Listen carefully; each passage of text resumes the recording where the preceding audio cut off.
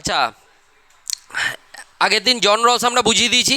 আজকে আমরা কি দেখব? জন রলসের একটা 10 মার্কসের নোটস, এখান থেকেই এটাই 5 মার্কসের হয়ে যাবে, আর ওখান থেকে 2 মার্কসের আসলেও এইখান থেকেই প্রশ্ন তোমরা কমন পেয়ে যাবে। দেখো, প্রথমে জন রলসের ন্যায় বিচার সম্পর্কে ভূমিকা, ইন্ট্রোডাকশন। আধুনিক রাজনৈতিক দর্শনের অন্যতম শ্রেষ্ঠ চিন্তাবিদ হলেন জন রলস।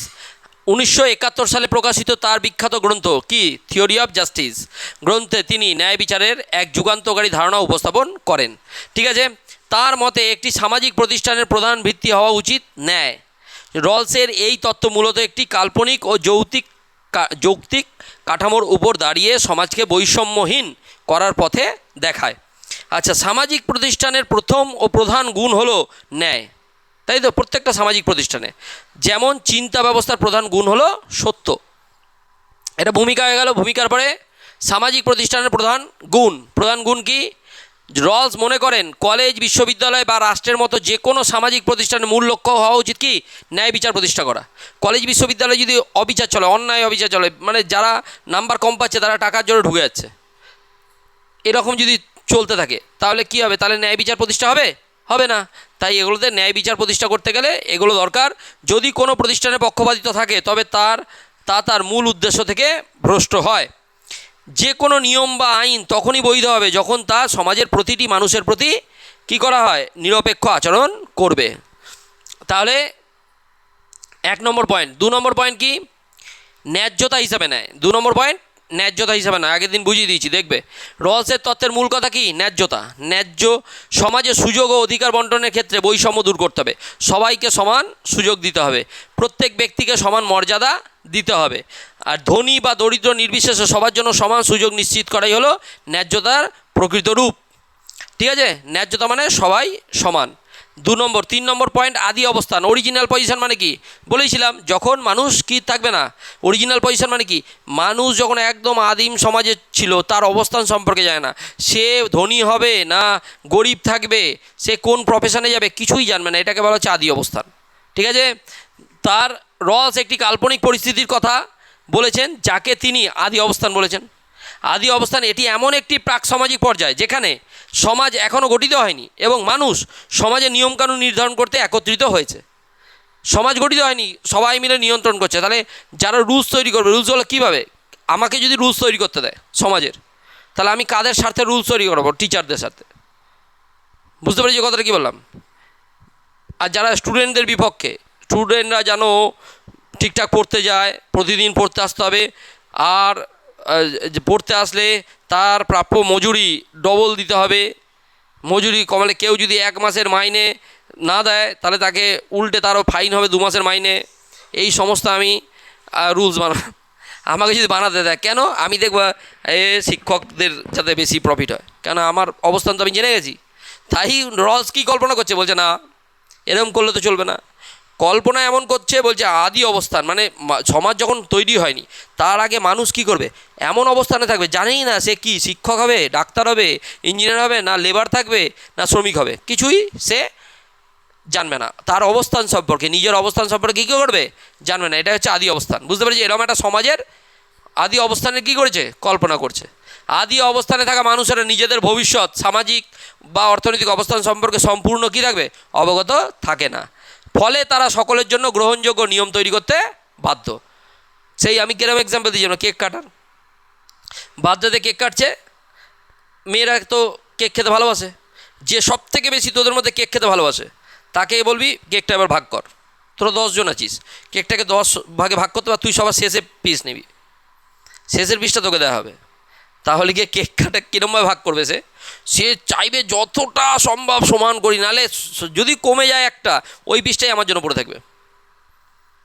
বুঝতে পেরেছিস কী বললাম? তাহলে সমাজে রুলস যারা বানাবে তারা যদি নিজেরাই জানে না যে আমরা কি থাকবো, গরিব থাকবো না বড়লোক, তাহলে রুলসটা কাদের জন্য বানাবে? সবার জন্য সমান বানাবে। অসুবিধা আছে? এটাই জন রলস বলতে চাইছে ন্যায় বিচার প্রতিষ্ঠা। সমাজে ন্যায় বিচার প্রতিষ্ঠা করতে হবে, অসুবিধা নেই। এইবারে বলছে অজ্ঞানতার অবগুণ্ঠন। অজ্ঞতার ভেল অফ ইগনোরেন্স কী জিনিস? আগের দিন বুঝিয়ে দিয়েছি। ভেল অফ ইগনোরেন্স, আদি অবস্থানে থাকা মানুষেরা অজ্ঞতার অবগুণ্ঠন, মানে তারা তো অজ্ঞ, জানেই না নিজেদের অবস্থান সম্পর্কে। এটা কি বলা হচ্ছে? ভেল অফ ইগনোরেন্স। যারা আদি অবস্থানে আছে তারা জানে না যে কোন অবস্থানে আছি। অজ্ঞতার চাদরে ঢাকা থাকে। ব্যক্তি জানে না ভবিষ্যতে সমাজে সে ধনী হবে না গরিব, তার লিঙ্গ বা ধর্ম কী হবে জানেই না। তাহলে নিজের অবস্থান সম্পর্কে এই অজ্ঞতার ফলেই মানুষ ব্যক্তিগত স্বার্থের ঊর্ধ্বে উঠে গিয়ে সাধারণ কল্যাণের জন্য পক্ষপাতহীন ও নিরপেক্ষ আইন তৈরি করবে। নিরপেক্ষ আইন তৈরি করবে। অসুবিধা আছে বুঝতে? তাহলে আদি অবস্থান বুঝতে পেরেছিস, original position, veil of ignorance বুঝতে পেরেছিস। অসুবিধা আছে?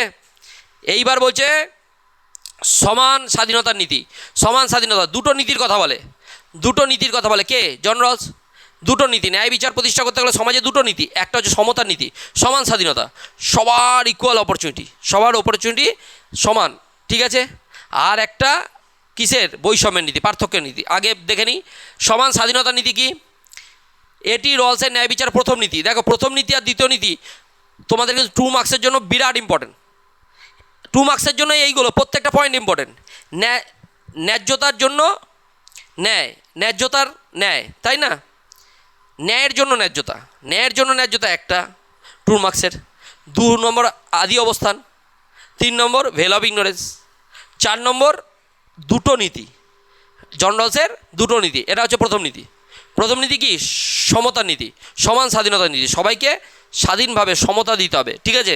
এটি রয়েছে ন্যায় বিচার প্রথম নীতি। এই নীতি অনুযায়ী সমাজের প্রত্যেক ব্যক্তির সর্বাধিক মৌলিক স্বাধীনতা, যেমন ভোটদানের অধিকার, মত প্রকাশের স্বাধীনতা, ধর্মীয় স্বাধীনতা সমান ভাগে ভোগ করবে। একদম এটা আমরা জানি। রাষ্ট্র প্রদত্ত মৌলিক অধিকারগুলো সমাজের প্রতিটি মানুষ যেন সমান ভাগে ভোগ করতে পারে তা নিশ্চিত করতে হবে। অসুবিধা আছে? এটা সমতা নীতি। তাহলে বৈষম্যের নীতিটা কী জিনিস? বৈষম্যের নীতি। আর একটা কি? 2 নম্বর নীতি, পার্থক্য বা বৈষম্যের নীতি। বৈষম্যের নীতি এটি রলসের ন্যায় বিচারের দ্বিতীয় নীতি। সামাজিক ও অর্থনৈতিক বৈষম্য তখনই গ্রহণযোগ্য যদি তা সমাজের সবচেয়ে দুর্বল শ্রেণীর উপর উপকারে আসে। কীরকম উপকারে আসে এটা আমি আগের দিন দেখিয়ে দিয়েছিলাম, তাও যারা আসিস নি দেখে নে। সামাজিক বৈষম্যের নীতিটা কীরকম বলছে? পার্থক্য করতে হবে, বৈষম্য করতে হবে, কাউকে বেশি সুযোগ আর কাউকে কম সুযোগ দিতে হবে। কেন বলেছে? বলছে যে ধরো সমাজে উঁচু শ্রেণীর মানুষরা এই পয়সা আছে, উঁচু শ্রেণীর মানুষ জেনারেল কাস্ট যারা আছে উঁচুতে আছে, প্রথম থেকে উঁচুতে ছিল। ব্রাহ্মণ ক্ষত্রিয় যারা ছিল উঁচুতেই ছিল। বৈশ্য শূদ্র তারা কি নিচু লেভেলে অবস্থান করছে, নিচু লেভেলে। এইবারে তখন জন রলস বলছে যে পার্থক্যের নীতি কখন করবে? সমাজে যারা নিচু শ্রেণীর মানুষ তাদেরকে কি করবে? বেশি একটু সুযোগ দাও, বেশি সুযোগ দিয়ে এই পয়সাটা নিয়ে আসো, তাহলেই সমাজটা কী হয়ে যাবে? উন্নত সমাজ হবে। বুঝতে পেরেছো কথাটা কী বললাম? এইটাকেই বলা হচ্ছে পার্থক্য বা বৈষম্যের নীতি। ক্লিয়ার হচ্ছে? সমতার নীতি মানে কি? সবার সমান সুযোগ সুবিধা, ভোটদানের ক্ষেত্রে, গণতন্ত্রের ক্ষেত্রে, যাই হোক, তার চাকরির ক্ষেত্রে সবার সমান সুযোগ সুবিধা। আর পার্থক্য বা বৈষম্যের নীতিতে কী বলছে? সমান সুযোগ সুবিধা সবাইকে দাও, কিন্তু যারা সমাজে নিচু শ্রেণীর মানুষ তাদেরকে একটু বেশি সুযোগ সুবিধা দাও, তাহলে তারা কী করবে? তারা সমাজের উন্নত শ্রেণীর জায়গায় আসতে পারবে। তাহলে গোটা সমাজটাকে কী দেখাবে? ভালো দেখাবে। বুঝতে পেরেছিস কথাটা কী বললাম? ক্লিয়ার হচ্ছে? তাহলে অসুবিধা নেই, পারা যাবে। দুটো নীতি বুঝতে পারলি? কমন কোশ্চেন, সব থেকে ভেরি ভেরি ইম্পর্টেন্ট কোশ্চেন জন রলসের 2 নম্বরের আসে, অজ্ঞতার অবগুণ্ঠন আর এইটা সমতার নীতি আর বৈষম্যের নীতি। এই দুটো নীতি ভালো করে নেবে, 2 মার্কসের জন্য এনাফ, ঠিক আছে। অসুবিধা আছে? এরপরে ন্যায় তত্ত্বের মূল বৈশিষ্ট্য কি? জন রলসের তার প্রধান মূল বৈশিষ্ট্য ন্যায্যতার উপর সর্বোচ্চ গুরুত্ব প্রদান, যেগুলো বললাম, সকলের জন্য সমান মৌলিক স্বাধীনতা স্বীকৃতি, সমাজে দুর্বল ও প্রান্তিক দরিদ্র মানুষের জন্য স্বার্থ রক্ষা করা, তাদের স্বার্থ রক্ষা করা, আধুনিক গণতান্ত্রিক ও কল্যাণমূলক রাষ্ট্রের তাত্ত্বিক ভিত্তি সুদৃঢ় করা। বৈশিষ্ট্য পেরে যাবে, অসুবিধা নেই। যদি ন্যায় বিচারের দুটো বৈশিষ্ট্য আছে রলসে, তাহলে এখান থেকে লেখা যাবে। আর লাস্ট তত্ত্বের সমালোচনা। সমালোচনা কীভাবে করেছে? বলছে রলসের তত্ত্বে ব্যাপক আলোড়ন সৃষ্টি করলেও এটি সমালোচনার ঊর্ধ্বে নয়। দার্শনিক রবার্ট নোজিক এই পুনর্বণ্টনমূলক নীতির কঠোর সমালোচনা করেছেন। এটি একটি চরম অবাস্তব ও অতিরিক্ত কাল্পনিক তত্ত্ব। বাস্তবে মানুষের পক্ষে অজ্ঞতার অবগুণ্ঠন, এটা তো বাস্তব। সমাজ তৈরি হয়ে গেছে, আবার কোথা দিয়ে পিছনে যাবে? সম্ভবই না অরিজিনাল পজিশন সম্পর্কে। তাই আদি অবস্থানে ফিরে যাওয়া গিয়ে সম্পূর্ণ নিরাসক্ত হওয়া সম্ভব নয়। সমালোচনা করা যাবে তো? নিজেরাই বুঝতে পারবি সম্ভব নাকি? আমরা এখন আছি, আমরা বুঝতে সমাজের পিছনে ফিরে যাবো কীভাবে? এমন কোনো ব্যক্তি আছে নাকি যে জানেই না নিজের পজিশন সম্পর্কে? তাহলে তো সেই গজনীর মতো শর্ট টার্ম মেমোরি লস করে দিতে হবে। তাই কিছুদিনের জন্য ওর মেমোরি নেই, ও জানবেই না কি, তাহলে তো পড়াশোনাও ভুলে যাবে। তাহলে ন্যায় বিচার ন্যায় নীতি বানাবে কী করে? এই হচ্ছে ব্যাপার। যাই হোক, সমালোচনা হয় অনেক, এবার উপসংহারে লিখলে সমালোচনা সত্ত্বেও জন রলসের ন্যায় বিচারের তত্ত্ব আধুনিক রাষ্ট্রবিজ্ঞানে এক যুগান্তকারী সংযোজন। তিনি চিরাচরিত চিন্তাধারার বাইরে গিয়ে সাম্য ও স্বাধীনতার মধ্যে এক অপূর্ব সমন্বয় সাধন করেছেন। রলসের এই তত্ত্ব আধুনিক নয়া উদারনীতিবাদের পুনর্জন্ম ঘটিয়েছে। বলেছিলাম তো রলসের ন্যায় তত্ত্ব কী করেছে? আধুনিক উদারনীতিবাদের পুনর্জন্ম ঘটিয়েছে।